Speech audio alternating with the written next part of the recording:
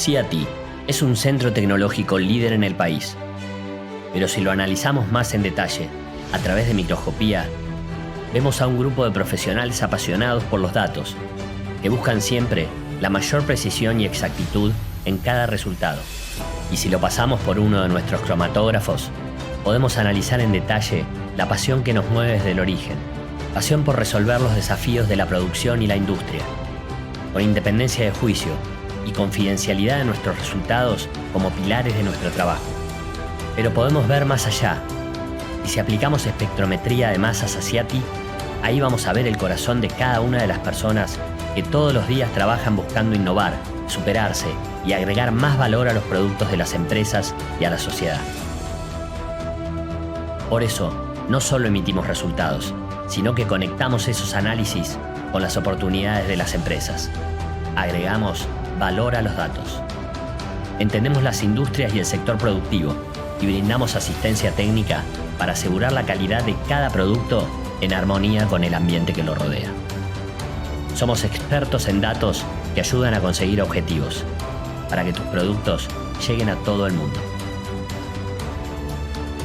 Somos CIATI, conocimiento que crea valor.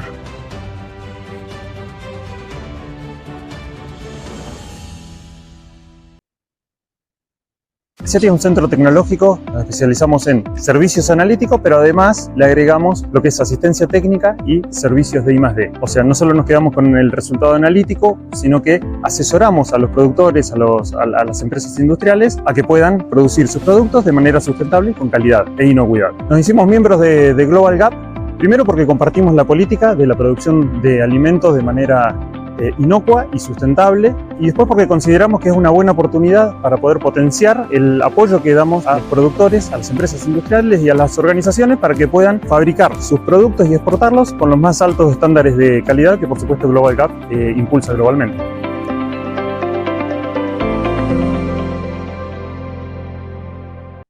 Buenos días a todos, gracias a todos los que se están conectando. Vamos a empezar súper puntuales. Muchas gracias al CIATI por organizar esta actividad. Estamos con Alejandro y con Juan, ahora se van a presentar. El CIATI se ha hecho miembro este año de Global Gap, así que estamos muy contentos de trabajar en colaboración. Ale, ¿querés presentarte vos y contar un poquito más del CIATI y de este webinar? Bueno, buen día, bienvenidos a todos, muchas gracias por conectarse. Bueno, yo soy Alejandro Pese, gerente general de CIATI, Centro Tecnológico, que presta servicios de análisis, asistencia técnica I+D a toda la industria agroalimentaria de la Argentina. Y bueno, este es el primer webinar que hacemos en conjunto con Global Gap. Es el primero de varios que tenemos programados y la verdad que bueno, nos parece que es un lindo ámbito como para discutir estos temas técnicos que son de interés de la industria. Hoy nos acompaña también Juan Oteiza, especialista del área de microbiología de los alimentos de CIATI y también coordinador del área de I+D. Así que, bueno, sin más, los dejo con Ale y con Juan como para arrancar el webinar. Gracias, Ale. Ahora Juan va a dar una parte técnica. La verdad que la mayoría de este webinar la va a dar él. Aprovechenlo muchísimo. Vamos a estar hablando del programa de vigilancia ambiental de versión 6. Es un requisito que ha generado muchas dudas porque es un tema nuevo. Estamos hablando de un plan de vigilancia microbiológico. Entonces nos pareció una buena idea organizar esta actividad en la que Juan, que la verdad que es un genio en el tema, ya se van a dar cuenta cuando lo escuchen, nos puede explicar un montón de fundamentos técnicos que les van a servir tanto a los productores como a los técnicos para hacer su evaluación de riesgos, para pensar si quieren hacer un muestreo, si tienen que hacer un muestreo, y también para aprender a leer los resultados. Así que los dejo con Juan. Juan, ¿te querés presentar y arrancar? Todo tuyo. Bueno, dale, gracias Ale. Buenos días a todos. Como mencionaba Alejandro, bueno, mi rol dentro de CIATI es un poco guiar el laboratorio de microbiología de los alimentos, cumplo funciones de especialista en el laboratorio y como coordinador del área de investigación y desarrollo. Voy a compartirles la pantalla. Me confirmás, Ale, cuando se vea pantalla completa y así comenzamos. Ahí está, ya se ve bien.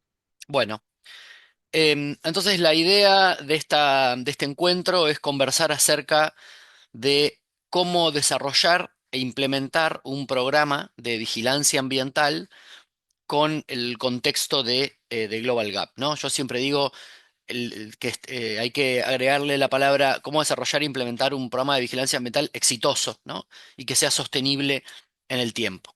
Así que les propongo que arranquemos este camino jugando a la batalla naval. Entiendo que todos conocen, ¿no? Este juego y vamos a hacer el siguiente simulacro.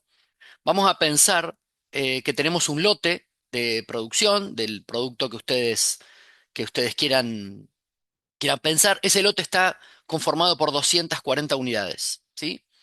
Y como recién empezamos a trabajar y no tenemos demasiada experiencia en producción, tenemos una tasa de defectos, o sea, una tasa de errores o una tasa de producto no conforme del 11%. Vamos a poner un ejemplo, supónganse que estamos analizando la presencia de salmonela, ¿no? Entonces, el ejercicio quiere decir que hay 27 unidades de fruta o de lo que ustedes quieran sobre las 240 que contienen salmonela. Los invito a que piensen una letra y un número para ver si son capaces de detectar si la fruta que ustedes tomaron para enviar al laboratorio contiene o no contiene salmonela. ¿Están listos? Entiendo que sí. Y si estuviera frente a ustedes, les preguntaría quiénes acertaron y quiénes no. Este es un ejercicio donde, como la tasa de defectos es relativamente elevada, siempre en el público hay alguien que levanta la mano y dice que detectó alguna de las frutas con el patógeno. Ahora bien, seguimos trabajando, estamos mejorando nuestra tasa de efectos de producción y ahora hay 12 unidades de las 240 que contienen al patógeno, ¿no? Esto es una tasa del 5%. Nuevamente, los invito a pensar una letra y un número para ver si son capaces de tomar la muestra que contiene el patógeno y enviarla al laboratorio. En este caso, lo que suele ocurrir es que ya hay menos gente que digamos, tiene la suerte, ¿no? Estamos casi jugando al azar, detectar la presencia de salmonela. Y quizá el que la detectó en el primer evento no la detecte ahora, ¿no?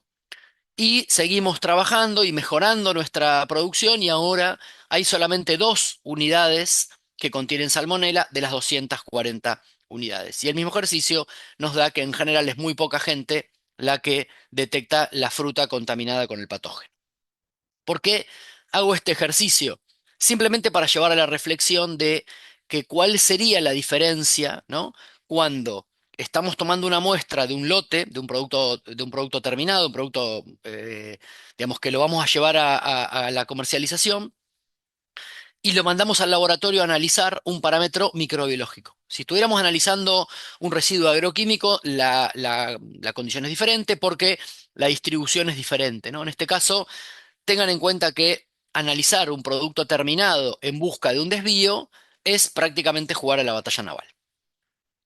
Y esto es un poco digamos, el gran cambio que ha habido a nivel mundial, ¿no? Es decir, pasar de un enfoque reactivo, es decir, analizar el producto terminado, donde cuando yo lo analizo y encuentro un patógeno o un indicador que está desviado, lo que fuera, llego tarde.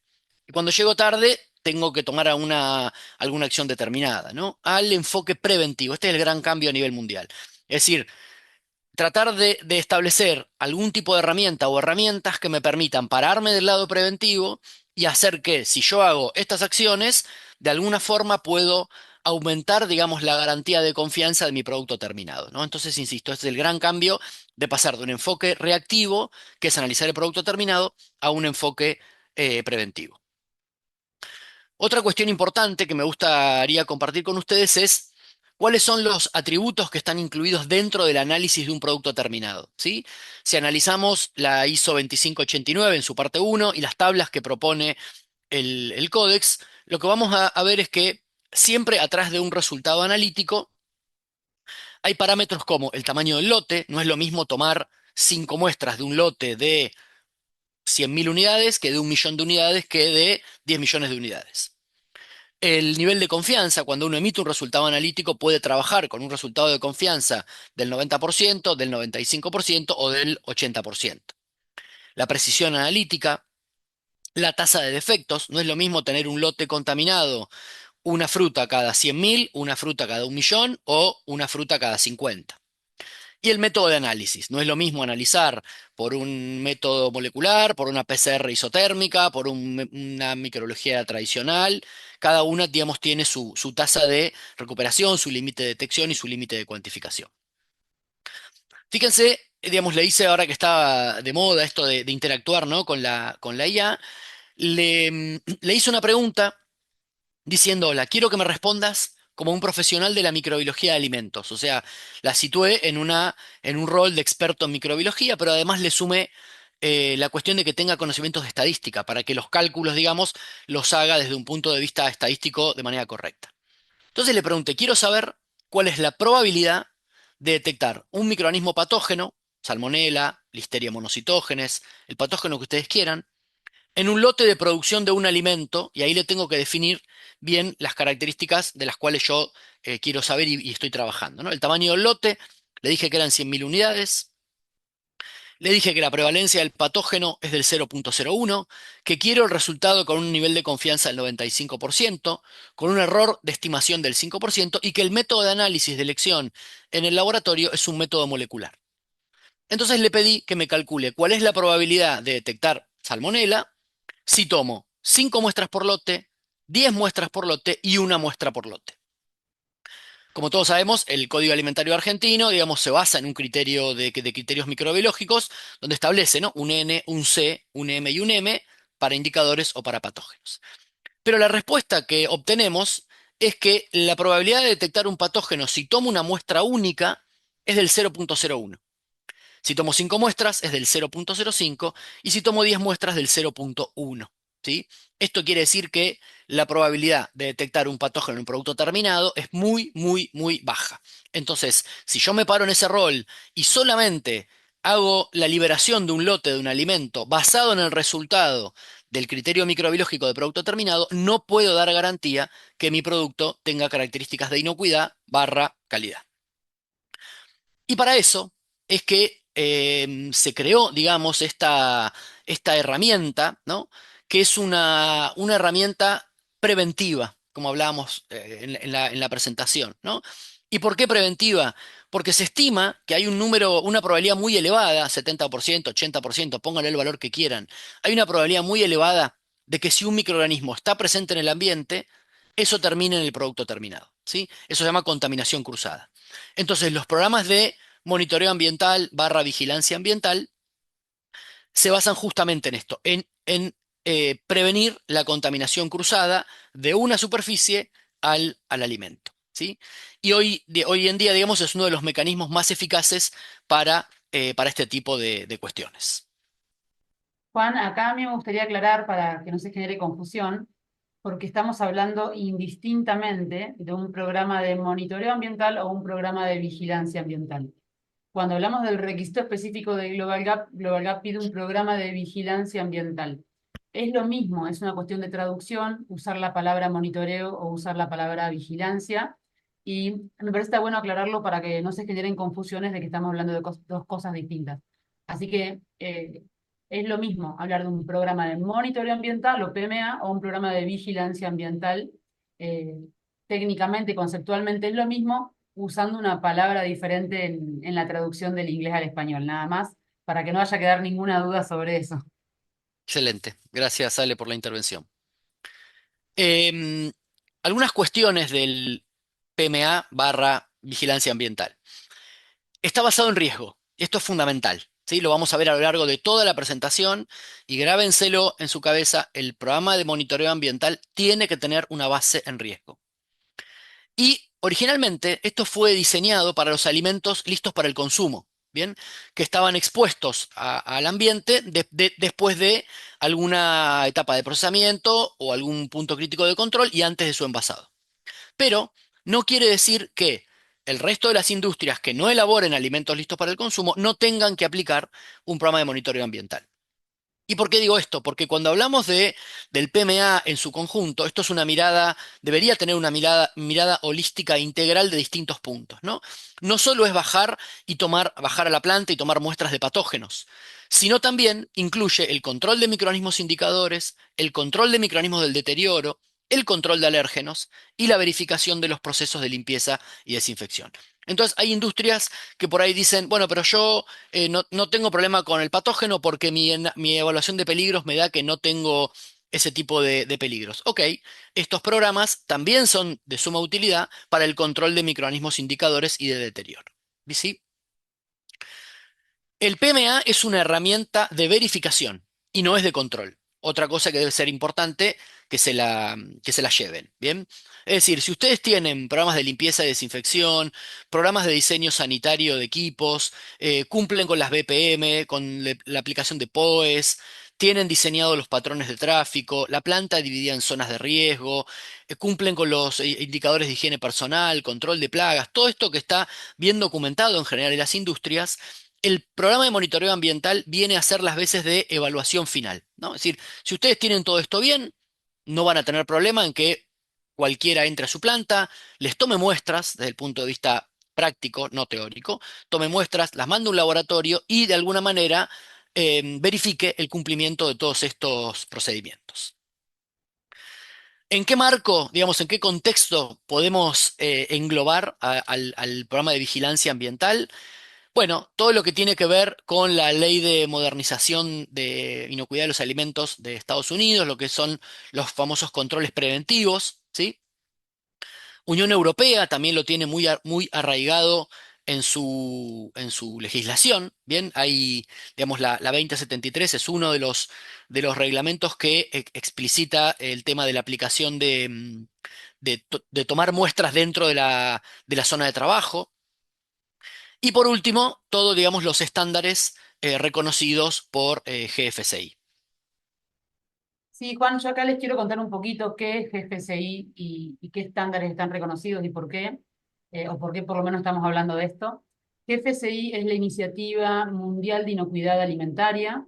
Es una organización formada por las principales empresas de alimentos del mundo que establecen estándares mínimos de inocuidad, tanto para prácticas agrícolas, para lo que es campo, como para lo que es manufactura, ¿no? En las diferentes industrias de alimentos. Esto es general para todas las industrias de alimentos. En este marco hay estándares reconocidos más a nivel de campo, como es Global Gap, que está más asociado a buenas prácticas agrícolas, aunque tiene alcance a lo que es la manipulación del producto, a lo que es el empaque en general. Y de hecho hoy Global Gap, además del estándar de campo, que es aseguramiento integrado de fincas, tiene estándares que son solo de empaque, que también están reconocidos por GFCI. Y después hay estándares más específicos de manipulación de alimentos, como BRC, o IFS, que son tal vez dos de los más conocidos. Cuando a un productor o a una empresa le piden un estándar reconocido GFCI, puede optar por cualquiera de estos. No hace falta que duplique, y esto es importante, porque muchas veces, más allá de que hoy vamos a estar hablando específicamente de Global Gap, muchas veces hay empresas que tienen BRC, pero viene otro cliente y les pide IFS. Bueno, en esos casos no hace falta que hagan los dos. Le pueden mostrar su certificado de BRC ya reconocido por GFCI a este cliente que les está pidiendo IFS y se los tiene que reconocer.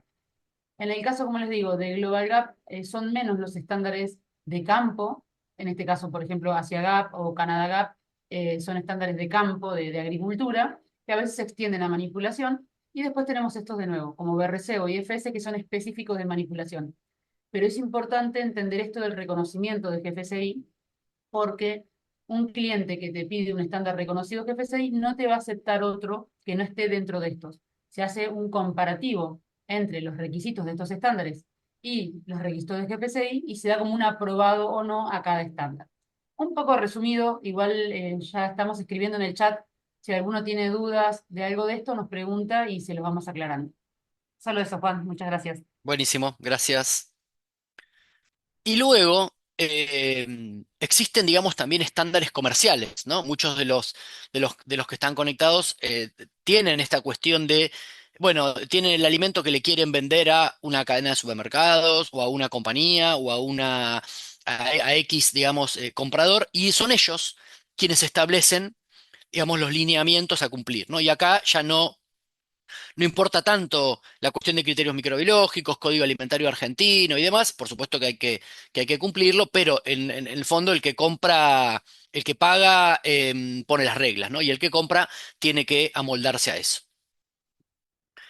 Bueno, vamos a empezar a ver cuáles son las etapas para un correcto diseño de un programa de monitoreo ambiental, ¿sí?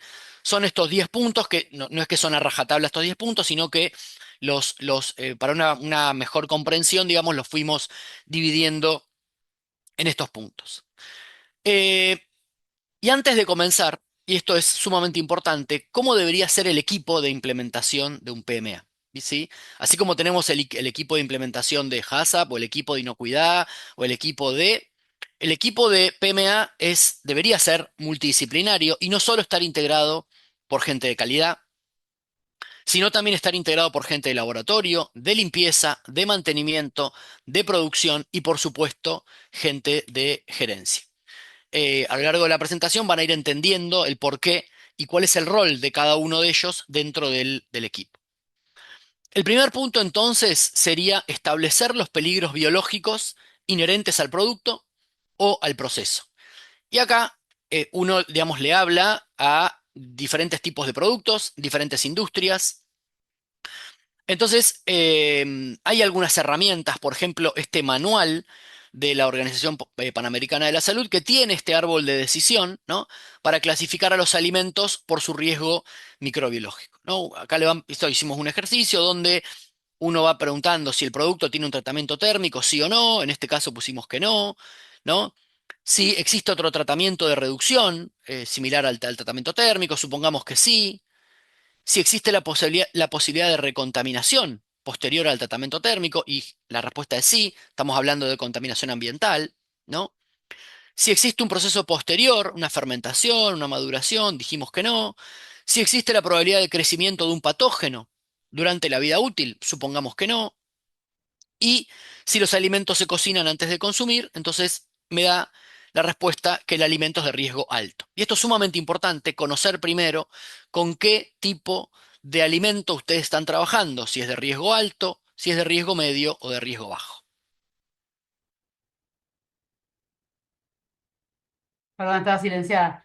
Este documento, la verdad que es una referencia súper interesante y es un documento que es de acceso gratuito y libre. Si quieren, ahora escríbanme en el chat, yo los estoy leyendo. Cuéntenos si les parece de utilidad, se los podemos enviar junto con el link a la grabación del webinar y la presentación en el mail que les vamos a enviar mañana. Así que me cuentan si les parece que les puede ser de utilidad y se los hacemos llegar, ¿sí? Bien, por supuesto que no es el único documento que hay, ¿no? Pero la idea es tratar de armonizar criterios y decir, bueno, seguimos los lineamientos de tal documento. Siempre mi recomendación es que tomen algún documento con base científica, ¿no? No que por ahí hay mucha información disponible en la web, entonces traten de seguir los lineamientos de algún documento que sea dentro de todo confiable, hecho por alguna institución, digamos, que se base en ciencia.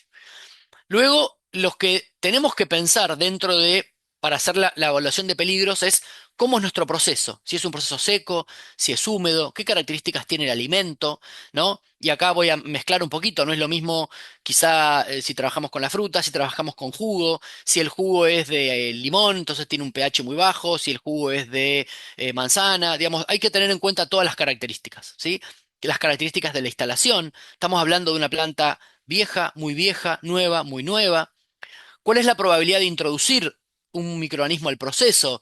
¿Hay producto que está expuesto al ambiente? No, el producto va por, no sé, una cañería cerrada, el producto está protegido de la exposición ambiental, sí o no. ¿Cuál es el historial de aislamientos microbianos que dispone la planta? ¿Encontré salmonella en mi planta? ¿Encontré listeria? ¿Encontré E. coli? ¿Y cuál es el historial de brotes de enfermedades de transmisión por alimento relacionadas con el producto elaborado? Y acá me tengo que basar en la bibliografía. Todo este análisis me da a pensar si tengo que ir para el lado de los patógenos, o si tengo que ir para el lado de los alterantes, o si tengo que ir para el lado de ambos. Esto es simplemente para que vean que cuando hablamos de productos frescos, de fruta, hay muchísima bibliografía que que hace el link, ¿no? Entre un patógeno y un producto como la fruta, tanto manzanas, duraznos, limones, frutos finos, berries y demás. Acá les presento, este es el último documento que publicó hacia finales del año pasado el CDC junto a FDA y al Departamento de Agricultura de Estados Unidos, donde se hace un raconto de las enfermedades de transmisión por alimentos vinculadas a Salmonella, es la imagen de arriba, a Listeria, es la de abajo, y a Escherichia coli o 157 a la derecha. Y fíjense por tipo de producto que cuando hablamos de frutas están en segundo lugar, ¿no? Del 100% de los brotes, el 20% fueron asociados a carne de pollo, el 15% a frutas con salmonela, el 17% a listeria y el 1,9% a 257. Con lo cual hay información de sobra que vincula al patógeno con frutas, ¿no? Esto es un recall también que ocurrió en noviembre del año 2023 con nectarines, duraznos y demás, vinculado con Listeria monocytogenes. Fíjense los tipos de reporte, ¿no? Frutas contaminadas con listeria causaron una muerte y 10 hospitalizaciones en Estados Unidos. Este es un documento también que es relativamente nuevo, hacia finales del año pasado, y es interesante, apunta más a la industria del citrus, pero el enfoque es el mismo. ¿Cuáles son los microorganismos de riesgo a través del mapeo que se han detectado en esta cadena? Listeria monocytogenes, Salmonella, y en lugar de hablar de la E. coli o 157H7, ya se habla de las STEC, que son todas las Escherichia coli, que incluyen a la O157, que tienen la capacidad de producir toxina Shiga, ¿sí? Y a enfermar a humanos. La O26, O111, O45, hay un montón, es la prima, la hermana, la amiga. Es decir, hoy ya no se mira solamente la 257, sino se mira un poco, de manera un poco más amplia. Y esto es un reporte, bueno, que apareció también hace muy poquito. En Estados Unidos retiran arándanos del mercado tras detectar listeria. Cuando hablamos de identificación de peligros, hay un montón de páginas web que uno puede consultar. Insisto, tenemos páginas que son páginas oficiales y páginas donde hay información que no están del todo chequeada. Mi sugerencia siempre es que puedan chequear todas estas páginas de Agencia Europea de Seguridad Alimentaria. Hay, digo, páginas en Europa, en Estados Unidos, en Nueva Zelanda, en Canadá, mismo en Argentina, la ASAL, ¿no? Los portales de INAL, digamos, siempre para que estén informados de por dónde va la cosa de nuevos peligros en nuevos alimentos. Y acá también, digamos, cuando yo estoy frente a las empresas que les pregunto, ¿cómo hacen ustedes la identificación de peligros? ¿No? ¿En qué se basan? Y la respuesta que me encuentro es, según el historial de la empresa, te dicen, no, yo hace un montón de años que trabajo acá, siempre hicimos lo mismo y bueno, y seguimos buscando Escherichia coli. Por recomendación de auditores, vino el auditor tal y me dijo que sería bueno buscar tal microorganismo en tal punto y lo incorporamos. Datos obtenidos de Internet, alguien que lee y dice, che, mirá, leí en Internet que hay un brote de listeria en mango, y van y lo buscan. Basado en ciencia y basado en criterios comerciales. Esto que decía, el que compra les puede indicar, yo quiero que vos busques en tu planta tal, tal o tal microorganismo, tenga o no sentido. Importante saber que cada producto tiene su peligro asociado. No hay alimentos prácticamente que no tengan peligros asociados, ¿no? Puede ser un patógeno, puede ser un alterante, como decíamos recién. El riesgo cero no existe. Y microorganismos patógenos también hay un montón. Todos los que están acá son bacterias, virus y parásitos. Lo que tenemos que ver es cómo estamos hablando de microorganismos patógenos ambientales, es decir, que se puedan transmitir de una superficie al producto terminado, ya el mundo, digamos, se centra básicamente en Salmonella, en Listeria monocytogenes, en Bacillus cereus, Chronobacter sakazaki, sobre todo no para el tema de frutas, sino más que todo para productos en polvo, y aparece la E. coli 157 y las STEC, como les contaba recién, y están en otro color porque hay, digamos, no una grieta, digamos, pero Salmonella, Listeria y Bacillus cereus está muy claro que pueden estar presentes en la planta y si entran se quedan a vivir durante años. Para el caso de las STEC hay como poca información, digamos, ¿no? O hay información que está más vinculada al tema carnes, Pero bueno, yo creo que en los próximos años, en la medida que empiece a aparecer más información vinculada con las STEC, también van a estar a la altura de la salmonela y de listeria.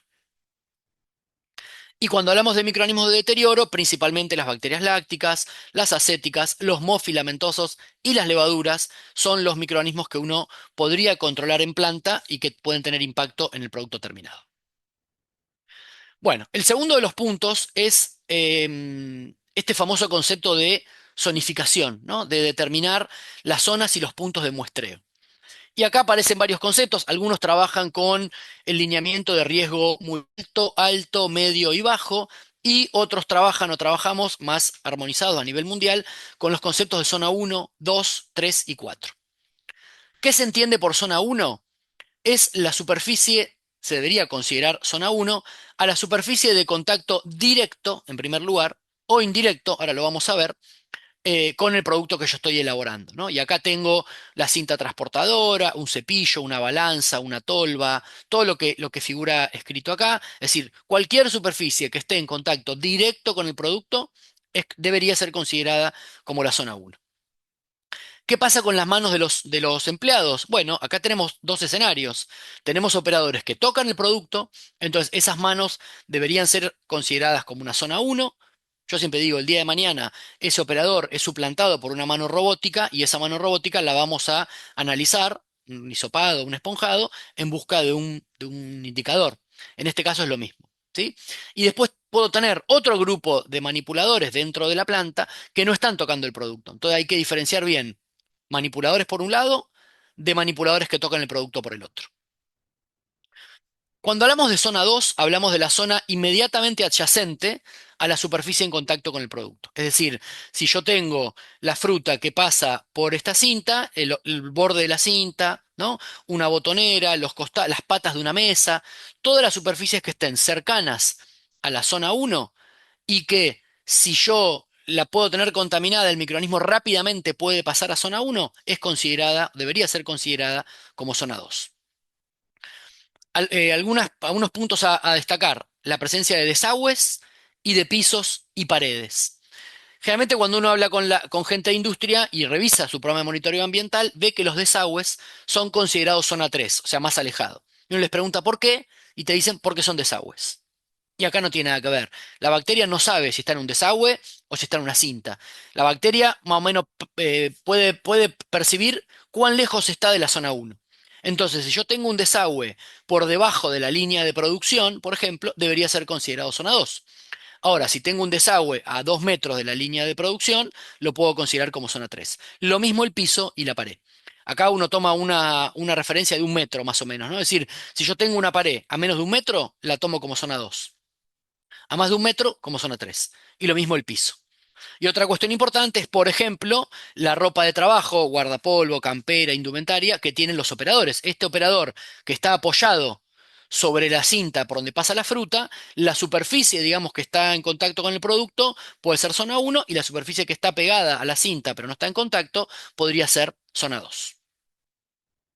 Pero a veces la cosa no es tan simple. ¿Y por qué no es tan simple? Porque el programa de vigilancia ambiental no es algo que sea estático. Al contrario, todo el tiempo yo lo estoy mirando, renovando, reemplazando, reevaluando, ¿no? Entonces, imagínense en este caso donde yo tengo la fruta por acá, tengo el operador que está tocando la fruta, tengo zona 1, tengo zona 2 y tengo una luminaria que está por arriba. Esta luminaria podría ser considerada en principio como zona 2, porque me pueden decir, vos me dijiste que la 2 es la que no está en contacto con el producto. Ahora, una cosa es la 2 que está en el costado de la cinta, donde si yo tengo agua de condensado o polvo, no va a caer sobre el producto. Y la otra cosa es cuando tengo una estructura como esta o como esta por encima de la fruta, que si yo me descuido o no lo mantengo limpio, puede caer agua o polvo, digamos, sobre el producto. Entonces, en ese caso, ese tipo de estructuras se las toma como un 1,5, ¿no? O puede ser que en verano haya agua de condensado, entonces la tengo que tomar como zona 1, y en invierno, donde no tengo diferencias térmicas, la tome como zona 2, ¿sí? Insisto, esto no es un concepto estático. Y luego, a medida que me voy alejando de la zona productiva, aparece la zona 3, que es la superficie que no tiene contacto con el producto, ¿no? Y nuevamente, por ejemplo, un carro, un pallet, limpia calzados, ventilaciones de aire, alfombras sanitarias, las mopas, ¿no? Todo lo que y todo lo que esté a más de 1 metro, paredes y piso, y desagües si no están por debajo o muy cerca de la zona de producción. Y luego la zona 4, que ya la consideramos como un área externa al área de procesamiento, ¿no? Un depósito, un baño, oficinas, laboratorios, comedor y demás. Bien, entonces, basado en esto, lo primero que deberían tener es un listado de equipos, es decir, cuáles son zona 1, cuáles son zona 2, cuáles son zona 3 y cuáles son zona 4. Esto es como primer abordaje. Listado de superficies por zona de riego. Y esto, bueno, uno de los trabajos como para que vean que también la bibliografía incluye, ¿no? Las manos del personal en zona 1, el uniforme del personal en zona 2, si es que no toca contacto con el producto como mencionamos recién. Tercer punto, ¿qué microorganismo vamos a monitorear? Y acá hay que diferenciar, de acuerdo a la evaluación de peligros que hicimos al principio, si vamos a hablar de inocuidad, entonces vamos a hablar de patógenos, Salmonella, Listeria, Bacillus cereus, o podemos hablar de Listeria, no Listeria el patógeno es Listeria monocitógenes. Hay una cuestión anterior que es buscar listeria como género. Es decir, yo analizo el género listeria y no indago si es monocitógenes o no monocitógenes. Eso significa que estoy buscando un microorganismo índice, ¿sí? Y o hablamos de calidad e higiene, y en este caso vamos a hablar o buscar microorganismos indicadores, bacterias aerobias mesófilas, mohos y levaduras, enterobacterias, coliformes, bacterias lácticas, E. coli, ¿no? Entonces, ¿de qué vamos a hablar en nuestra planta? ¿De calidad o de inocuidad o de ambos? Siguiente punto, ¿con qué dispositivo tomo las muestras? Por eso acá es importante la opinión del laboratorio que diga, no, mira, yo necesito que vos tomes la muestra con tal dispositivo. ¿Y por qué? Porque la toma de muestra quizá sea el punto más importante de todo el proceso. Si está tomada a desgano, si está mal tomada, si está tomada con un dispositivo barato, que no tenga la capacidad abrasiva, que no tenga, por ejemplo, agentes neutralizantes, por más después evaluación de peligro, punto que yo defina, metodología de análisis, todo va a salir mal, ¿no? Entonces, inviertan tiempo, ganas y recursos en el dispositivo de muestreo. No solo elijan un dispositivo por costo, pueden utilizar un dispositivo de mango por ejemplo, de madera, que sea seco, que no tenga un agente neutralizante, que no tenga un medio de transporte. Entonces, eso, la calidad de la muestra va a ser muy inferior a si usan un dispositivo de calidad. La ISO 13307 y la UNE, digamos, la UNE es la traducción al español de la ISO 18593, de cualquier ISO, son más o menos los dos lineamientos o directrices que uno debería seguir para la toma de muestra, ¿no? Y acá explica si la muestra la tomo con hisopo, con esponja, con placa de contacto, qué superficie debería tomar, esto que yo les conté del agente neutralizante, está todo más o menos delineado. Fíjense, bueno, aprovechando esto, digamos, les mecho algunos errores frecuentes, ¿no? Y esto que les contaba Alejandro, bueno, está la idea de que quizá más adelante hagamos un segundo encuentro donde le vamos a contar cuáles son los errores más frecuentes cuando uno quiere diseñar e implementar un PMA. Uno de ellos es, por ejemplo, estos son hisopos que recibimos en el laboratorio, ¿no? Este es un dispositivo de muestreo con el medio de transporte acá. Uno debería cortar el cuello de esta parte plástica, el líquido baja, el hisopo se humedece, se toma la muestra, el hisopo se introduce nuevamente en el dispositivo y se manda al laboratorio. Acá mandaron al laboratorio hisopos que tomaron la muestra en seco con el medio de transporte puesto acá arriba. Esta foto no se ve bien, pero acá no hay algodón, es el palo de plástico directamente. Vaya a saber dónde quedó el algodón. Y esto que ven acá es una esponja de baño, ¿no? La persona de planta se quedó sin dispositivo de muestreo porque no le llegó, porque no compró, lo que fuera, tuvo a mano una esponja de baño y tomó la muestra. Nosotros le explicamos que no es un dispositivo adecuado, que eso puede interferir en el procedimiento posterior. Si yo hago, por ejemplo, una PCR, yo no sé si el material esponja inhibe o no inhibe la PCR, pero muchos de ellos dicen, no, no, vos analizalo igual. Digo, sepan que se toma un riesgo muy elevado si no se utiliza un dispositivo de muestreo adecuado. Muchos son económicos porque contienen agua peptonada. El agua peptonada, como ven acá, no neutraliza ninguno de los agentes desinfectantes, ni compuestos de amonio, ni de yodo, ni peróxido. Entonces uno debería usar, por ejemplo, un agente neutralizante de amplio espectro, ¿no? De manera de que yo me garantice de que si tomo la muestra no va a haber ningún efecto de muerte microbiana por el agente neutralizante, por el desinfectante, y que el agente lo neutralizó. Eso ténganlo en cuenta. Tomé la muestra, la mando al laboratorio. ¿Con qué método hago el análisis? Acá el PMA no tiene ninguna exigencia. Hay gente que le gusta la microbiología tradicional, otros que le gustan los medios de cultivo deshidratados, otro que le gusta la biología molecular tipo PCR en tiempo real, PCR isotérmica, lo que quieran. Acá no hay, mientras que por supuesto el método sea un método confiable, que tenga las validaciones correspondientes para la matriz de uso, ustedes son quienes pueden elegir. Bien, siguiente punto, quizá un poco el punto más importante de todo esto. ¿Qué cantidad de muestras tomamos y con qué frecuencia? Recuerden que tenemos un listado de puntos de la zona 1, de la 2, de la 3 y de la 4. Y acá recuerden también que esto está basado en riesgo. Entonces la pregunta que nos deberíamos hacer es, las superficies de todos los puntos que yo definí en zona 1, ¿la dificultad de limpieza es la misma?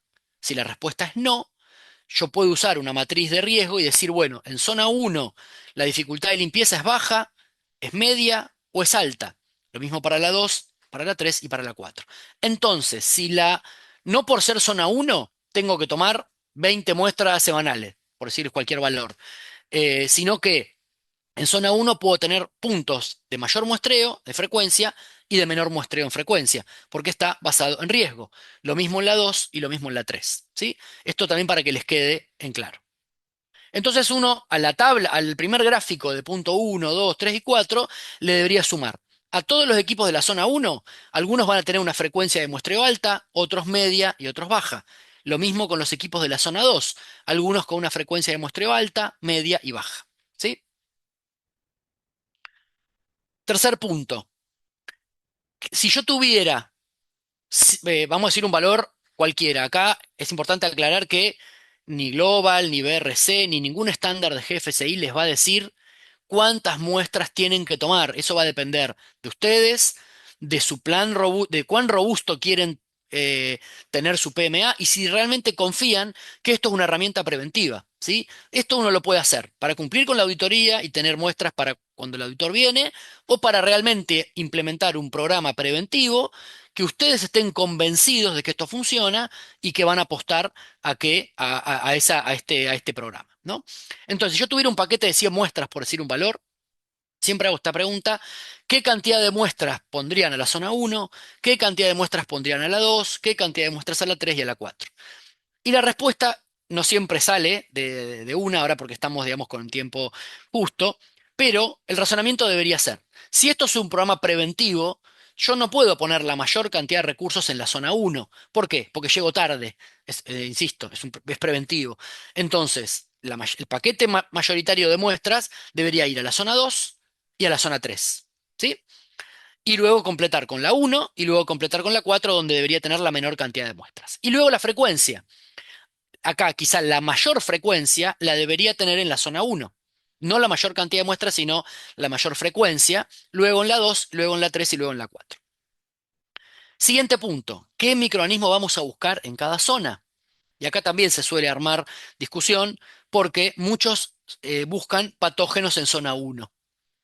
Mi recomendación o mi criterio es, porque muchos me dicen, ¿vos me estás diciendo que no hay que buscar patógenos en zona 1? No, lo que yo estoy diciendo es, ¿qué van a hacer ustedes? ¿Qué va a hacer la compañía si tiene un esponjado positivo de salmonela en zona 1 o de Listeria monocitógenes en zona 1? Ahí la respuesta siempre es, yo hago el ejercicio, charlamos con las industrias y te dicen, bueno, vamos a analizar el producto terminado y vemos cómo está. Recuerden la batalla naval. Ir a buscar una salmonela en una fruta o en un producto terminado, prácticamente no la van a encontrar. Entonces, ¿qué criterio toman si tienen un esponjado positivo en zona 1 de un patógeno y ausencia del patógeno en fruta? ¿La venden o no la venden? Lo dejo pensando. Con lo cual, de hecho, por ejemplo, Estados Unidos, FDA dice o considera zona 1 positiva para salmonela esponjado igual a producto adulterado. ¿Sí? Tiene que hacer un recall, un reproceso, todo lo que quieran. Pero no es que va a buscar en producto terminado. Entonces, alguna de las estrategias de las compañías es no buscar patógenos en zona 1 y manejarse con indicadores. Buscar, por ejemplo, coliformes o enterobacterias, que es un mejor indicador de salmonela, o buscar listeria como indicador de listeria monocitógenes. Eso en zona 1, pero queda a criterio de la compañía. ¿Bien? Sí, repito, deberían tener por escrito qué van a hacer si encuentran si buscan patógenos en zona 1, qué acción van a hacer, van a tomar si encuentran un positivo. Luego, en zona 2, en zona 3 y en zona 4, ahí sí ya uno puede buscar patógenos y puede buscar indicadores. Juan, acá me gustaría aclarar un par de cosas y justo tenemos un par de preguntas relacionadas a esto que estás contando, así que aprovecho así Dale. lo respondemos en el momento. Primero aclarar que desde lo que es Global Gap, yo estoy en el chat con algunos de los participantes, hay gente que es de otras actividades de la industria láctea o cárnica y tal vez no conocen Global Gap, que es un estándar de buenas prácticas agrícolas. Yo desde Global Gap, en la organización que represento, les cuento un poquito que el enfoque de nuestro estándar de aseguramiento integrado de fincas está más basado en resultados, es un enfoque basado en resultados. ¿Esto qué quiere decir? Que, como bien decías, no se establece una cantidad mínima de muestras y que tiene que basarse en la evaluación de riesgos de cada productor. Entonces, no es lo mismo, claramente, la situación de alguien que trabaja con carne o con leche, que alguien que trabaja con determinadas frutas que tienen un lavado con cloro muy fuerte, o hay frutas que no tienen lavado, o sea, siempre hay que ver la evaluación de riesgos. Hay algunas frutas que se consideran de alto riesgo por algunas situaciones de históricos de brotes y demás, eh, por las condiciones de cosecha y demás. Entonces, para lo que es Global Gap, esto se basa en la evaluación de riesgos del productor y de ninguna manera se establece una cantidad mínima de muestras. Ahora, un poquito más adelante, vamos a ver lo que es el requisito en sí. Ahora, hay una pregunta específica que tal vez la puedes contestar acá. Varios están pidiendo parámetros de indicadores de higiene y además están preguntando por sustancias de limpieza, pero tal vez también lo podemos abordar en otro webinar completo. Pero nos dicen, bueno, ¿cómo determinamos la frecuencia de muestreo cuando la campaña dura un mes? Creo que esto es algo que tal vez puedes responder, más allá de que se va a basar en su evaluación de riesgos, ¿no? Sí, bueno, insisto, digamos, ahí esto va a depender. Vuelvo a un comentario que hice. Si lo quieren hacer realmente como una herramienta preventiva, ¿no? Porque están convencidos de que esto es instalar una alarma en tu casa donde vos estás seguro que si quiere entrar un ladrón te lo detecta rápido, o si uno lo hace para cumplir con el requisito. Si uno lo hace para cumplir con el requisito, digamos, tanto la frecuencia como la cantidad de muestras, uno va a poner lo mínimo indispensable, porque como decía Alejandra, nadie te va a decir, ah, son pocas muestras, ¿no?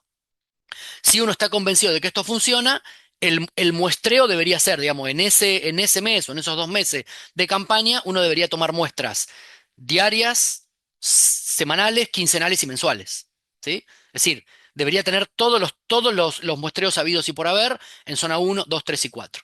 En cuanto a los límites, lo vamos a ver ahora en unos minutos, que ya de antemano les anticipo, que el límite lo tienen que establecer ustedes. Esto no es un paquete que se compra llave en mano. Uno debería decir, porque por más que yo tenga 2 plantas de procesamiento de manzana, son 2 plantas distintas. Una es más vieja, una es más nueva, la cinta, no la cinta, el personal, no el personal. Entonces los límites los establece la propia compañía. Y la cantidad de muestras, como no hay, esto es un programa voluntario, si quieren por llamarlo de alguna manera, dentro de la exigencia de la norma, la cantidad de muestras la van a poner ustedes de acuerdo al compromiso que la compañía tenga con el PMA. Lo que, insisto, grábense algo muy importante, analizar muestra de producto terminado no les da garantía alguna de inocuidad del producto. Entonces, la única herramienta que tienen para garantizar la inocuidad es la única, una de las herramientas, o para mí la más efectiva, es el monitoreo ambiental. Con lo cual, quedan ustedes la cantidad de muestras que se analiza, ¿sí? Gracias, Juan. Cualquier cosa nos pueden seguir preguntando en el chat Lo y vemos, nosotros sí. avisamos que si nos queda algo sin responder, después le respondemos a la persona por correo. Bien, ¿en qué momento tomo las muestras? Hay otra cuestión importante, ¿no? Y acá uno se encuentra con industrias de todo tipo. Hay industrias que toman muestras después de la desinfección y antes de iniciar la producción.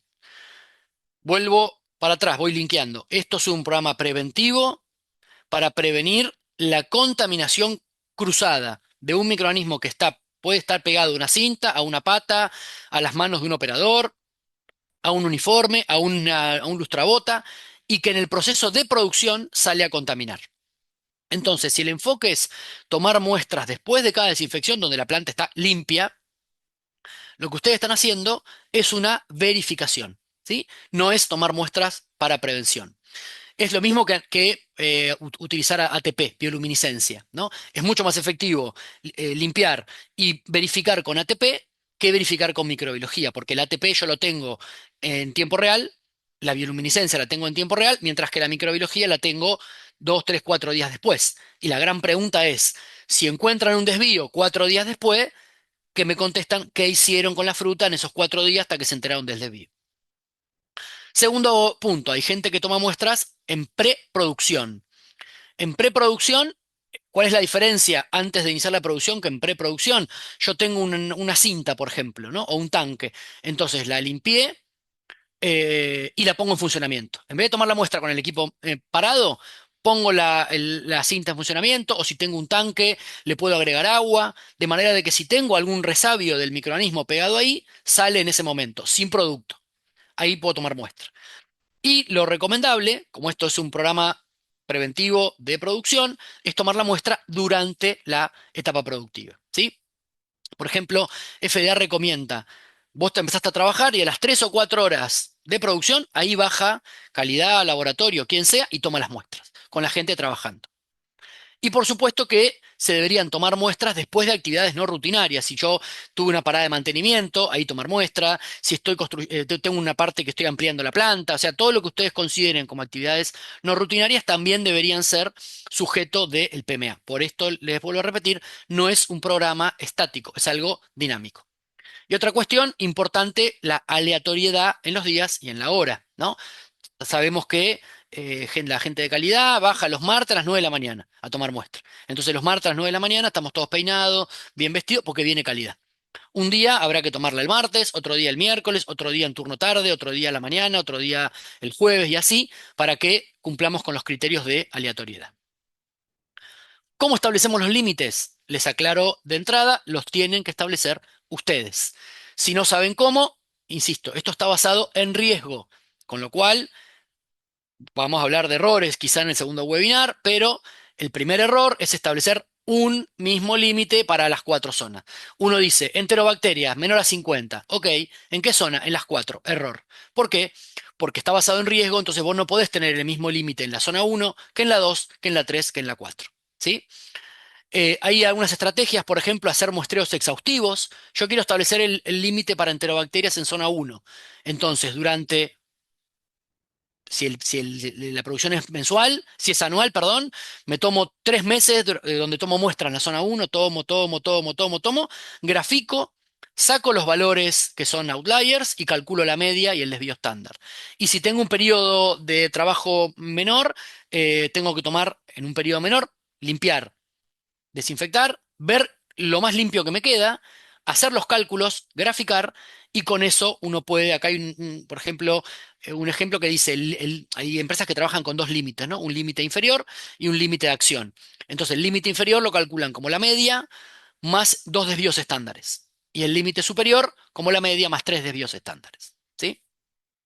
Pero lo importante es esto, está basado en riesgo, con lo cual deberían tener un límite de enterobacterias para la zona 1, un límite para la 2 y un límite para la 3. Y para la 4 ya puede ser el mismo que la 3, ¿no? O en algunos casos, como la zona 2 está muy próxima a la 1, uno podría compartir los límites de la 1 con la 2. Porque ustedes mismos se ponen la soga al cuello. Al establecer un único límite bajo para las 4 zonas, ¿qué les va a pasar? Que hay zonas que no van a cumplir. Entonces van a hacer un parate de planta, van a limpiar, van a desinfectar, van a perder tiempo, van a perder recursos, cuando en realidad lo que está es mal puesto el límite. ¿Sí? Importante, los límites, si toman la muestra en etapa productiva, tienen que ser de etapa productiva. Si la muestra, yo puedo tener límite de enterobacteria preoperacional y postoperacional. ¿Sí? Ok. Evaluar resultados. Y acá hay los análisis de causa raíz, hay varios, ¿no? Bueno, lo que ustedes quieran, estrategias del 5 por qué, espina de pescado, lo que más les agrade. Importante graficar los datos. y ver tendencias, convertir el dato en información que me aporte al sistema de gestión. Si yo tengo un gráfico como este, yo tengo que hablar con mi gerente, que por ahí me atiende 5 minutos en la semana, no puedo ir con una planilla con datos, ¿no? Yo le tengo que mostrar este dato y mi gerente rápidamente me dice, che, ¿qué pasó acá en el primer pico y en el segundo pico? No, son meses de verano. Ah, ok, hay un factor estacional. Yo tardé 5 segundos en ver que el recuento de aerobios mesófilos en verano tiene un pico y en el otro verano del periodo 2023 y el 2024. Y ahí analizamos, che, ¿qué está pasando en verano? Y la verdad que los operadores abren las puertas, abren las ventanas, ponen los ventiladores, hay un efecto estacional. ¿Sí? ¿Qué hacer cuando tengo un muestreo positivo de un patógeno en zona 1, 2, 3 o 4? Dijimos que la zona 1 queda a criterio de ustedes, de la compañía, de qué hacer. Cuando tenemos, lo que no podemos hacer es seguir trabajando como si nada, es decir, encontré un patógeno, ¿qué hiciste? No, limpié y tomé muestras con el protocolo normal. No. Cuando encuentran un patógeno, entran en un protocolo de crisis. ¿Y qué es lo que uno debería hacer? Lo que es, primera cuestión, lo que se llama muestreo ampliado. ¿Qué quiere decir un muestreo ampliado? Que si yo encontré un patógeno en zona 3, tengo que tomar muestras en la 2 y en la 4 para ver si viene de la 4 o si avanzó a la 3. Lo mismo con la 2. Ahí es el único caso donde uno puede analizar la zona 1. Positivo en 2, analizo la 1 y la 3. Mayor cantidad de muestras en un periodo de tiempo más corto. Si la zona 2 yo tomaba muestras semanales, ahora tengo que tomar diarias, ¿no? Encuentro el positivo, limpio, desinfecto, tomo una muestra.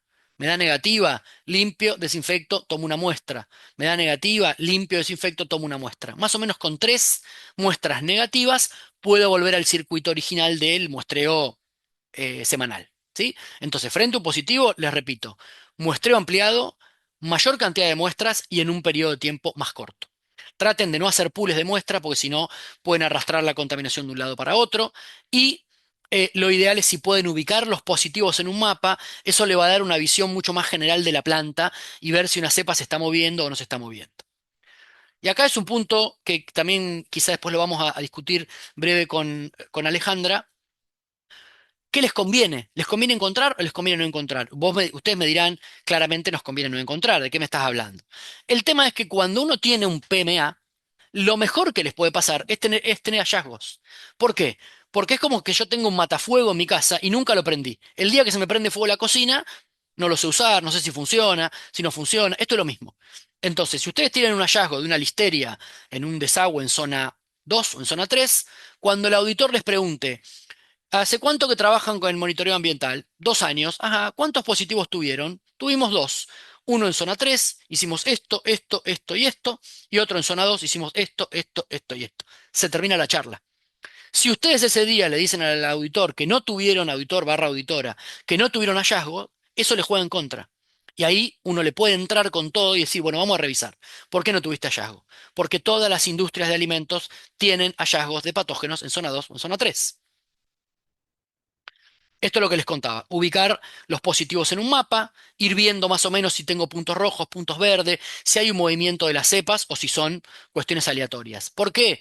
Porque las bacterias pueden entrar y quedarse a vivir a la planta. Esto se llama persistencia microbiana y está recontra demostrado en muchísimas industrias de lo que se les ocurra. Hay dos tipos de cepas, las esporádicas, la que entró y se fue con el procedimiento de limpieza y desinfección, yo la saqué, la pude haber detectado a mitad de camino, sí, por eso la muestra se toma en etapa productiva.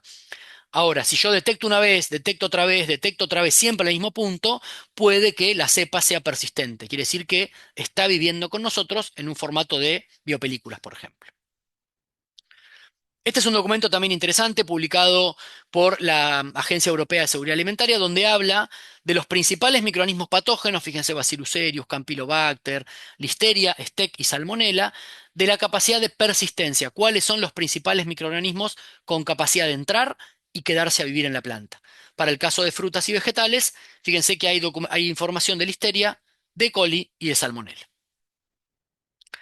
Y este es un artículo que también lo suelo compartir, que es muy interesante, publicado por Martin Whitman de la Universidad de Cornell. Es uno de los investigadores que más sabe de listeria en el mundo y otros temas.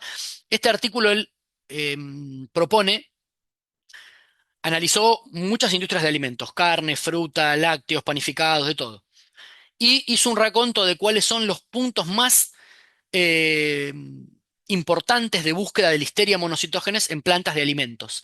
Y encuentra 77 sitios. Entonces, si ustedes están armando un PMA donde el PMA les da, no sé, por ejemplo, tienen una industria de arándanos congelados. El frío es igual a Listeria. Entonces, ¿cuáles son los nichos de alojamiento de Listeria? Este trabajo les va a aportar mucho conocimiento. Lo mismo que este trabajo que ya lo compartí al principio, ¿no? Que apunta a la industria del citrus, donde dice, bueno, dentro del mapeo, cuáles son estos puntos calientes identificados de contaminación microbiana. Los bins, rollers, cuartos de enfriamiento, los tanques con agua y demás. Bueno, y por último, Juan, discúlpame, sí, antes de que pase de tema, hay dos preguntas que me parece que dale, es mejor si las respondemos antes, así no cambiamos perfecto, de sí, sí. tema. Y aunque nos pasemos un poquito del tiempo, en vez de hacer las preguntas al final, las hacemos ahora. Hay una que hace María Raquel que pregunta, ¿debemos entonces hacer primero estadísticas antes de conocer los límites? Bueno, sí, o sea, a ver, estadística en el sentido de, vos deberías tener. Los límites no es algo que se compra, primera cuestión. Vos no podés llamar al vecino y decirle, ¿qué límite tenés? 50. Ah, entonces lo aplico yo. Poder podés. Lo Sí. correcto sería establecerlos de acuerdo a la salud de tu propia planta. Vos tenés que tomar muestra una vez, dos veces, tres veces, 30 veces, de la uno, de la 2, de la 3 y la 4, y analizar tus datos y decir, bueno, ¿qué es lo mejor que yo puedo llegar en la zona uno? Calculás la media, le calculás los desvíos y decís, bueno, yo la zona uno puedo llegar hasta 10, puedo llegar hasta 5, puedo llegar hasta 20. Así con la 2, así con la 3, así con la 4. O sea, hay algún parámetro estadístico en el medio, pero siempre está basado en tus propios datos. Que ese es otro error de las industrias, que no se toman el trabajo, si quieren en general, de primero establecer, hacer un buen muestreo, ver cómo son sus datos, establecer sus propios límites y después empezar a trabajar con los límites previamente establecidos. Después tenemos otra pregunta más. No sé si vos tenés la cajita de preguntas para poder leerla desde ahí o querés No, que la lea yo. Para superficies irregulares, esto le pregunta Carolina, ¿qué recomiendan? Ejemplo, zona uno, un manifold, límite objetivo menor a 10, alerta 50, acción 100. Por eso te decía si lo querías leer para no tener que correr tanta información. Como son recuentos de unidades formadoras de colonia por centímetro cuadrado, aquí yo debería informar por pico. Debería tomar la muestra en varios picos con una esponja y dividir el recuento por picos, pero me arriesgo a contaminar o a promediarlos. sí. Ahí, digamos, vos tenés dos escenarios. En superficies donde vos podés establecer los centímetros cuadrados, lo haces. Una superficie lisa, una pared, un piso. Vos podés, bueno, mi límite es menor a 10 por centímetro cuadrado. Y hay veces que no podés, en una mano, por ejemplo, no podés establecer por centímetro cuadrado, en un desagüe, en una boca. Entonces ahí lo que haces es, decís barra, unidad de muestreo. Entonces vos vas a tener por ahí menor a 10 en superficies por centímetro cuadrado y en otras vas a tener menor a 10 por pico de llenadora, por decirte, o menor a 10 por mano, ¿no? Hay industrias que lo que hacen es, por ejemplo, toman la medida estándar de una mano, la llevan al centímetro cuadrado, pero eso digamos, algo medio propio de la empresa. En general, cuando vos ves las cuestiones a nivel mundial, lo trabajan como superficies irregulares. Y ahí estás como, de alguna manera, unificando criterios. No es lo más adecuado, pero estás unificando criterios. Estás considerando, digamos, que las superficies irregulares pasarían a ser regulares cuando no lo son. Pero deberías tener en cuenta los dos escenarios. Barra centímetro cuadrado y barra pico. ¿Sí? Gracias, Juan. Igual les cuento a todos que sobre el final les vamos a dejar las direcciones de correo, de contacto y cualquier consulta también se pueden acercar al CIATI o contactar para ver también los casos particulares, ¿no? Que a veces Claro. eh, es más difícil generalizar por acá. Y acá, una última pregunta sobre esto y te dejo seguir. Dale, dale, Con tranqui. respecto a muestreo de aire, ¿qué método es recomendable? Bueno, acá También, cuando hablamos, mostrarle un sí, poco de información de en qué industria estamos, pero bueno, sí, para claro. general, Yo voy a, general, voy a hablar de manera general, digamos, ¿no? general. Ujú. El tema del aire, es, digamos, y yo voy a hablar como Juan, digamos, ni siquiera nombre de Ciati, nombre de Juan. Es decir, mm, ¿qué ocurre? Hay veces que la industria se carga de análisis y no tiene muy en cuenta por qué lo hace, para qué lo hace y qué hace con los resultados. Y ahí viene el mayor problema. Es decir, Y el análisis de aire es uno de ellos. O los manipuladores es otro de los puntos medio cuestionados, en el sentido de muchas de las industrias hacen exposición de placas de Petri al ambiente, entonces abren 5, 6, 10 placas de Petri durante 15 minutos y la ponen en la estufa y cuentan colonias. Ok, ¿qué hacen con eso? Primero establecen un parámetro medio basado en la nada misma, que para el aire es 50 UFC. Y si sobrepasan los 50, limpian el piso, desinfectan el aire y demás. Yo siempre pongo el ejemplo de nosotros en nuestro laboratorio, para una cabina de bioseguridad biológica que entran dos operadores que puede tener 1,5 metros, ponemos 5 placas de Petri para controlar la cabina. Entonces, primera cuestión, ¿qué cantidad de placas vos deberías poner en una fábrica para que te dé una idea certera de la calidad de aire? Capaz tenés que poner 300 placas, nadie lo hace. Entonces, ¿qué hacen? Ponen 4 o 5. ¿Cuál es el valor de esas 4 o 5? ¿Sí? Segunda cuestión, ¿tenés producto expuesto o no? No es lo mismo una línea de alfajores, ahora hablando de alimentos en general, donde el alfajor va por una autopista dentro de la planta, expuesto al aire, entonces el aire puede ser un factor de contaminación, o una línea de producción de budines, donde sale del horno y tenés 40 minutos entre que el budín se enfría y se envasa, entonces el aire puede contaminar, que una línea donde el aire no puede, o de alguna manera no, el impacto del aire no es representativo sobre el producto. ¿Se entiende? Entonces, yo lo llevo a la reflexión de por qué lo están haciendo, para qué lo están haciendo y cuál es la utilidad del análisis, del resultado del análisis, qué acción preventiva y correctiva toman, que es un poco lo que venimos hablando, voy a hablar ahora, ¿no? Revisen sus análisis. Hacer un análisis de aire no es hacer monitoreo ambiental, es de alguna manera hacer análisis de aire. Pero vean realmente si les aporta valor al el producto que ustedes elaboran. Digamos, se altera o se deteriora por microorganismos presentes en el aire? Si la respuesta es no, el impacto de analizar aire es uno. Si la respuesta es sí, el impacto de analizar aire es otro. Sí, Juan, ahí aclararon que era para frigorífico. Me imagino que se refiere a carnes, pero también le decimos frigorífico donde se guardan las manzanas. Entonces, Sí, les pedí la aclaración, pero me parece que tu respuesta general sirvió para todas las opciones. bien. Entonces, acá hablamos de acciones preventivas, acciones correctivas y de ver qué hacemos, ¿no? No es lo mismo, de vuelta. Cuando tenemos un esponjado positivo en zona uno, ¿qué hacemos? Analizamos producto terminado, hacemos un retiro, ¿qué hacemos? En zona 2, en zona 3, ¿no? Bloqueamos el acceso al área, reforzamos las prácticas de higiene, revisamos la frecuencia de los productos de limpieza, trabajamos con detergente de base enzimática, por ejemplo, es una muy buena alternativa cuando tengo recurrencia de listeria en planta, ¿no? Son productos que andan muy bien para romper biopelículas. No sé, reparo un piso cuando tengo positivo de salmonela en el piso. Todo lo que tengan que hacer, digamos, producto de un análisis causa-raíz o de un estudio para determinar acciones correctivas y preventivas. Y bueno, acá Alejandra seguramente nos va a comentar un poquito cuáles son, digamos, los requisitos, ya hablando de Global Gap, de la versión 6 vinculados con el programa de vigilancia ambiental.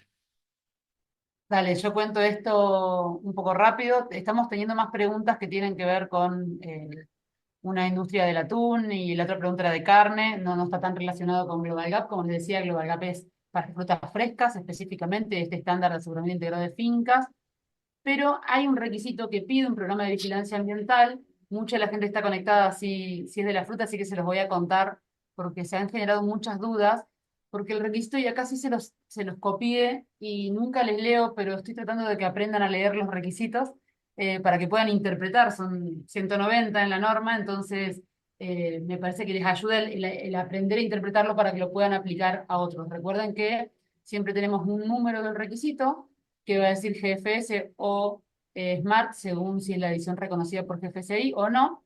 Y luego tenemos un principio y un criterio. El principio nos pide que las áreas de manipulación de producto, que para las áreas de manipulación de producto, tiene que haber establecido un programa de vigilancia microbiana ambiental basada en los riesgos. ¿Qué quiere decir esto? Que esto aplica a manipulación de producto, no aplica a campo, aplica a post cosecha. En los casos que la manipulación se hace en campo, como es en algunos cultivos que la cosecha directamente, como pasa a veces en arándano o en uva, que directamente va a la cajita que va el cliente, no pasa por un centro de manipulación, al menos tendrán que tener una evaluación de riesgos de esa situación. Pero en general, este requisito está apuntado a manipulación post cosecha. a empaque, como le decimos normalmente, ¿sí?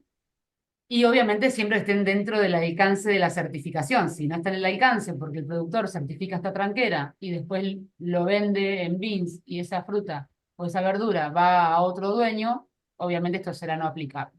Pero creo que esta fue una de las dudas que más me han preguntado. Si lo tengo que hacer en cosecha en campo, si tengo que hacer un monitoreo ambiental en el medio de la chacra, con lo que eso implica, ¿no? O sea, un Claro. ambiente que realmente no está controlado, está abierto.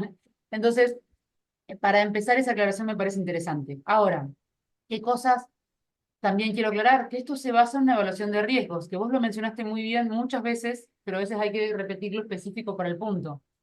El programa tiene que permitir evaluar la eficacia de los procedimientos de limpieza para reducir los riesgos de inocuidad. No estamos hablando de temas ambientales de contaminación ambiental. Cuando uno dice ambiental, la gente lo asocia con otros temas. Estamos hablando de inocuidad, ¿sí? Entonces, hay que identificar las fuentes de contaminación, que puede ser el agua, que pueden ser las superficies. No se menciona específicamente el aire por esto que vos decías, Juan. Si a mí el aire no me implica la posibilidad de patógenos que pudieran crecer y desarrollarse en mi producto, no tendría sentido que yo haga monitoreos de aire. Mucho menos que yo haga un monitoreo de aire en una finca, por ejemplo, ¿no? Que en una chacra. Entonces, hay que hacer evaluaciones de riesgos que tienen que estar actualizadas, que tienen que hacerse. Ustedes saben que las evaluaciones de riesgos siempre se tienen que actualizar al menos una vez al año o cada vez que hayan cambios, pero enfocado en inocuidad y enfocado en manipulación de producto. Creo que ahí resuelvo gran parte de las preguntas que recibimos habitualmente. Este es un requisito mayor, que quiere decir que los productores que certifican Global Gap, aseguramiento integrado de fincas, si no cumplen con este requisito, no van a aprobar la auditoría, ¿sí? Entonces, o lo cumplen o puede ser que sea no aplicable. Ahora, como todo esto se basa en mucha información técnica, nos parecía súper interesante esto que nos estás compartiendo vos, Juan, porque a veces el productor no sabe de dónde sacar la información, o el técnico mismo, no siempre el productor, muchas veces recurre a un técnico, y es muy común el copio y pego de otro que encontré por ahí, o le pregunto a la inteligencia artificial a veces a ver qué me dice. Entonces, es importante basarse en información que tenga algún sustento. La información que presentó Juan acá es un resumen súper grande de fuentes, como es la Universidad de Cornell, como es la FDA, eh, pero esto se basa en la evaluación de riesgos del productor. No decimos cuántas muestras, dónde sacarlas, cómo sacarlas, eh, y algo que es clave, que también lo dijo Juan, pero lo quiero repetir, es qué hacemos con los resultados. Y eso es algo que se repite en todos los requisitos de Global Gap, y que ya hemos tenido varios webinars hablando de temas particulares. Acá no estamos pidiendo que tengan un hisopado de algo y que el resultado de cero. Eso se confunde mucho a veces cuando, obviamente yo ya no hago auditorías, pero cuando llega un auditor a hacer una auditoría y pregunta, ¿tenés un programa de vigilancia ambiental? La respuesta es sí, acá tengo 3 hisopados que dieron cero. Eso no es un programa de vigilancia ambiental, ¿sí? Un programa de vigilancia ambiental es el evaluar qué voy a buscar, dónde lo voy a buscar, por qué lo voy a buscar, cuándo voy a hacer la muestra y qué voy a hacer cuando me dé mal o me dé bien. Entonces, no voy a entrar mucho más en detalle porque creo que Juan lo venís explicando a la perfección, pero sí les quería aclarar desde el punto de vista de Global Gap qué es lo que básicamente se pide. Sí sé que es un tema que da para mucho más, por eso también en el chat les estaba preguntando si les interesaba algún tema en particular para los próximos webinars, pero probablemente profundicemos en algunos de los temas que tienen que ver con esto. Ahora, para no irnos mucho de tiempo, no de tema, ¿querés contarnos, Juan, en general cuáles son las principales fallas de un programa de vigilancia ambiental? Dale. Dentro de las principales fallas, insisto, esto, bueno, a veces lo que hicimos fue, digamos, esto es como por etapas, ¿no? Yo siempre cuento que la vida de un PMA, nosotros tenemos desde CIATI empresas de todo tipo. Empresas que en algún momento nos han dicho, che, tendría que empezar a hacer algo, esto de monitoreo ambiental, viste que se está pidiendo. Después otros que te dicen, mira, ya me llegó, tengo auditoría en un mes y como decía Alejandra, te voy a mandar 4 o 5 hisopos para esponjas para que me tenga un resultado porque, para mostrar que algo estoy haciendo porque viene la auditoría. Después tenés empresas donde exportan sus productos o un mercado interno, lo que fuera, y han tenido hallazgos de desvíos en producto terminado. Entonces ya lo ven como otra manera, ¿no? Y ya dicen, no, mira, esta vez vamos a hacerlo en serio, vamos a hacerlo bien, ayúdame a implementarlo, a diseñarlo, qué cantidad de muestras, qué frecuencia, ¿no? Y ahí es donde uno ve un montón de fallas en la implementación, que es lo que nosotros decimos que por ahí lo podemos trabajar en un segundo webinar. Primero la idea es bajar a tierra esto, que entiendan los 10 puntos del PMA para después hablar de errores, ¿no? Pero uno de los errores es que el programa no está bien definido, claramente. ¿Cómo me doy cuenta, si quieren, que el PMA está fallando? Porque no tengo hallazgos. Digamos, el no tener hallazgo es un síntoma de que está fallando. El diseño está enfocado solo a superficie de contacto. Estoy tomando muestra solo por de donde mira la suegra, como dice. No sé, yo limpié acá y tomo la muestra acá. No me estoy esforzando demasiado.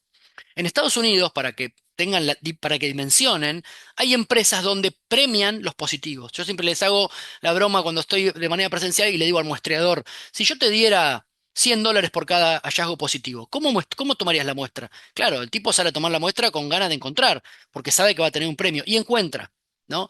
Entonces, mirar solo superficie de contacto es un error y no vamos a encontrar nada. Usar dispositivos de muestreo ineficientes. Si tengo que usar, no sé, lo que les contaba, mirar solo el precio, no tengo medio de transporte, no tengo agente neutralizante, agarro un palo y le pongo un algodón. Hemos visto de todo, pedazo de colchón, esponja de baño, ¿sí? El método de análisis que no es fiable, el muestreo es insuficiente, estoy tomando mal y poco, errores en el análisis de resultado y, sobre todo, la capacitación pobre del equipo que integra el PMA. Ahora les voy a mostrar rápidamente, como para finalizar, algunos de los sitios de hallazgos de salmonela y de listeria. Yo también siempre cuento esto. Cuando estudiaba microbiología, mi profesora me decía salmonela en huevo, ¿no? O salmonela en mayonesa casera. Hoy ya sabemos que no es así. Sabemos que hay un montón de puntos en donde a salmonela le encanta estar y a listeria le encanta estar. Por ejemplo, el piso, ¿no? Vos me dirás, bueno, pero mirá el piso que estás mostrando. Son pisos reales de industrias, ¿sí? El piso desgastado, una pala en el piso, grietas, son lugares donde los microorganismos les encanta. Zócalos sanitarios, ¿no? Fíjense, con rotura, un desagüe con una mesa arriba, abajo de... Si yo voy a tomar una muestra y no tengo ningún aliciente de nada, tomo la muestra de por acá arriba. Si realmente estoy convencido de que quiero tener un hallazgo, digo, correme la mesa, sacame esa chapa que quiero tomar muestra de ahí abajo, ¿no? O voy a tomar la muestra de acá adentro, por ejemplo. Lustra calzado, desagües, lo que les contaba, mopas, cientos de salmonelas de listeria en mopa y en el agua, forzadores de aire, las tipos zorras que llevan y traen elementos dentro de la planta, alfombras sanitarias, equipos para lustrar, eh, desagües cerrados. Estos también hemos encontrado mucha cantidad de salmonela en trampas, ¿no? Para plagas, por ejemplo, cucarachas, ¿sí? Sistemas por arriba de las cañerías, ¿no? La gente cree que la planta termina donde termina el operario. Es decir, uno tiene que mirar hacia la parte aérea y ver que hay cañerías, que hay suciedad, toda esa cuestión debería estar involucrada dentro de su PMA. Y ni que hablar, acá hay una cinta, acá abajo la imagen de la derecha, donde pasa producto. Entonces, yo tengo cañerías que están expuestas al producto, con más razón deberían ser incluidas en el PMA. Animarse a tomar muestras en altura.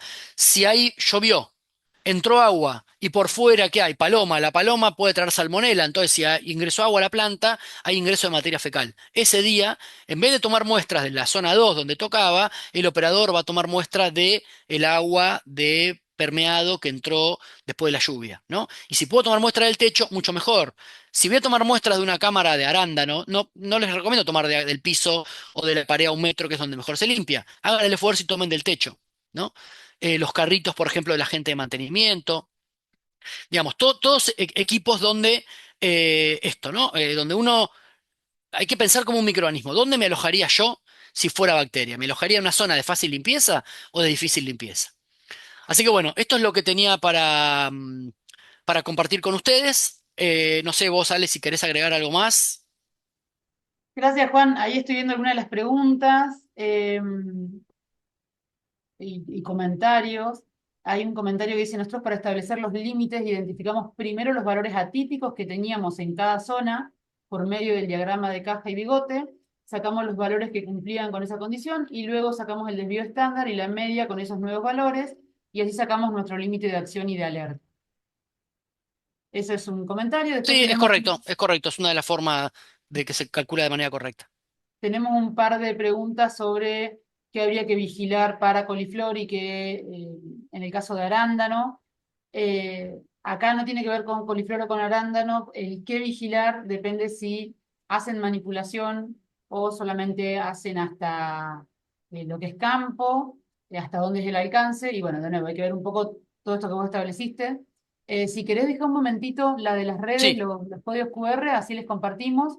dale. Y les vamos a dejar unos correos para que se comuniquen y revisemos los casos particulares, para no responderles algo general que tal vez después cuando lo implementen no sea efectivo, ¿sí?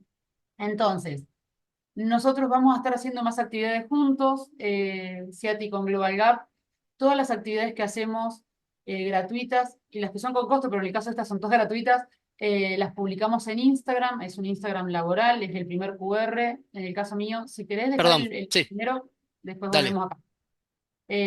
Ale-Pistagnesi, si escriben bien mi apellido es muy fácil porque no hay nadie que se llame igual que yo. Entonces en Instagram como Ale-Pistagnesi, en LinkedIn como Alejandra Pistagnesi. La diferencia es que en Instagram todos los martes yo respondo cajita de preguntas, a veces no llego a responder todas las que recibo, respondo unas 10 por semana, pero siempre las termino respondiendo, aunque sea la semana siguiente. Y los viernes siempre hacemos vivos los temas que van surgiendo más dudas, porque a veces es más fácil en 15 minutos explicarlo en vivo y poder responder y tener un contacto que escribiendo, ¿no? en una publicación. Sí, en LinkedIn publicamos un montón, pero la verdad que en Instagram es más activo. En el caso, si pasás al siguiente, de lo que son los videos de los webinars, los estamos publicando todos acá, en este canal que también se llama Alejandra Pistagnesi.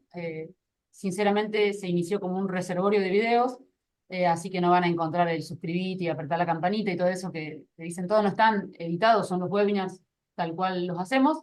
Este webinar se va a cargar en este canal. Si quieren suscribirse, porque hubo gente que me preguntó cómo hacerlo, hay que ir arriba a la derecha, ven que hay una campanita como al lado del circulito de mi foto, bien arriba a la derecha, le dan clic. Yo les puse en el chat el link a mi Instagram, al de Ciati, a mi LinkedIn, al del Ciati y a mi canal de YouTube y al del Ciati.